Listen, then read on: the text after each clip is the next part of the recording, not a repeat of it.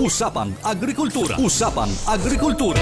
Samantala, sa Butuan naman tayo, Green Fiber Project formal na ang pinagkatiwala ng PhilFida sa mga kooperatiba po naman sa Agusan del Sur.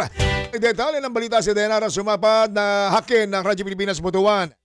Radyo Pilipinas. Radyo Pilipinas. Report. Formal nang ipinasa ng Philippine Fiber Industry Development Authority o PhilFida ang Green Fiber Project sa Kioya Sinay Agricultural Cooperative at Kalambogan Padiay Perez Agriculture Cooperative sa Sibagat, Agusan del Sur, kamakailan.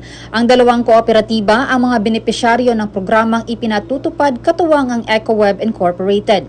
Ayon sa PhilFida, ang turnover ay hudyat ng formal na paglilipat ng mga proyekto at responsibilidad sa mga benepisyaryong kooperatiba upang higit pang mapalakas ang mga community-based enterprise, pangangalaga sa kalikasan at napapanatiling kabuhayan ng mga komunidad na nagtatanim ng natural fibers. Binigyang diin ni Executive Director Arnold Atienza ang patuloy na suporta ng PhilFida sa pagpapalawak ng merkado ng abaka at iba pang natural fibers, gayon din ang kahalagahan ng pagtutulungan ng pamahalaan, mga katuwang na organisasyon at lokal na komunidad upang maisulong ang inklusibong pag-unlad at mapabuti ang kabuhayan ng mga magsasaka ng hibla sa bansa.